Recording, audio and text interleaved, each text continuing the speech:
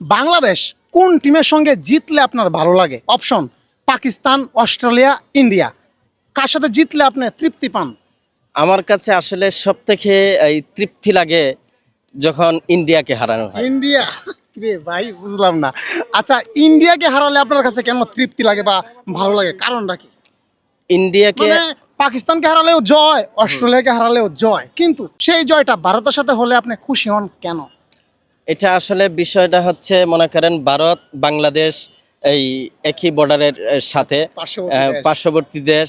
এরপর হচ্ছে মনে করেন যেহেতু এটা আসলে কিছু কিছু বিষয় আছে যেগুলা বলা যায় না, ঠিক আছে। তবে আমার কাছে এটাই সবথেকে ভালো লাগে যে যদি বাংলাদেশ ইন্ডিয়া খেলা হয়, ইন্ডিয়া হেরে যায়, তাহলে এটা তৃপ্তি পাওয়া যায়। আচ্ছা এটাই আর কি বিষয়। প্রিয় দর্শক, বাংলাদেশে যদি ইন্ডিয়ার সাথে খেলা হয় এবং সেখানে যদি বাংলাদেশ জয়লাভ করে, ইন্ডিয়াকে হারায়, তাহলে এই ভাইয়ের কাছে অনেক বেশি ভালো লাগে। কিন্তু এখানে কিন্তু দুঃখের বিষয় একটা, ভারতের সাথে কিন্তু বাংলাদেশ জিততে পারে কি? পারে না, পারে? পারে না, হ্যাঁ, পারে না, পারে না। পারে না। তাহলে আমাদের কি কষ্টই পেতে হয় বেশি? হুম।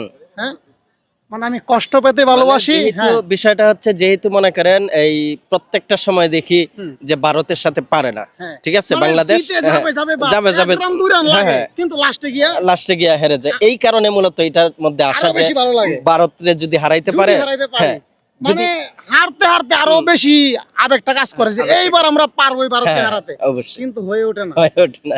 আচ্ছা, এই জন্য মূলত আসা যে ভারতরে যদি হারাইতে পারে তাহলে খুশি লাগে আর কি। যে আচ্ছা, তো বাংলাদেশ কিন্তু এখন পর্যন্ত বিশ্বকাপ জিতে নাই। না তো না, যদি কোনো একটা দিন জিততে পারে, সেটা যদি ইন্ডিয়াকে হারিয়ে হয়, তাহলে তো মনে হয় আনন্দের বন্যা। তাহলে শোনাই সোহাগ।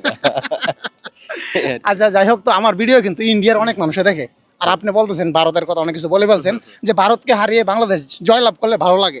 আচ্ছা, এই জন্য আসলে ভারতকে নিয়ে আসা, ভারতের তবে আমার কথা হচ্ছে, ভারতের যে সকল ভাইয়েরা আছেন, ঠিক আছে, তারা এই অন্যভাবে নিবেন না বিষয়টা। যেহেতু আচ্ছা, তো এই ভাই ভারতের সঙ্গে জিতলে ভালো লাগে, এটার কারণ একটাই, কারণ ভারত ভালো টিম।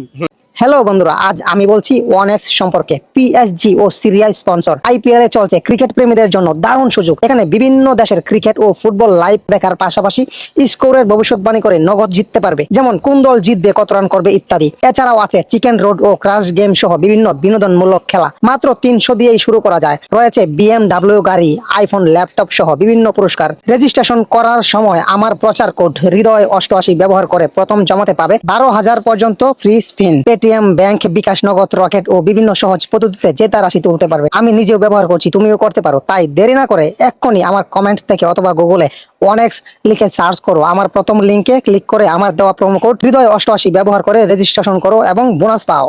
ভালো খেলে, ভালো বিশ্ব চ্যাম্পিয়ন, চ্যাম্পিয়ন, তাদেরকে যদি আমরা হারাতে পারি, এটা আমাদের গর্বের ব্যাপার। গর্বের বিষয়। আচ্ছা, ঠিক আছে। তো ভারতের অনেকেই আসলে অনেক কিছু আমাকে প্রশ্ন করে যে আসলে ধর্মের বিষয়ে, যে বাংলাদেশে কিন্তু আসলে মুসলিমের সংখ্যা বেশি, যেটা আসলে বাস্তবতা।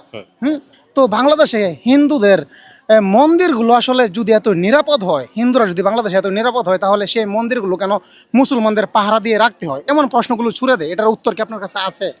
উত্তরটা বলতে আমি যতটুকু বুঝি যে এক দেশে যেহেতু আছি, আমরা একে অপরকে অবশ্যই আন্তরিক ভালোবাসা দিয়ে থাকি। মিলেমিশে হ্যাঁ, বসবাস করি মিলেমিশে আমরা। থাকি।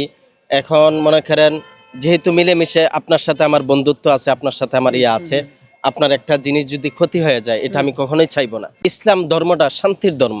আপনার একটা জিনিস ক্ষতি হয়ে যাবে, এটা আমি কখনোই চাইবো না।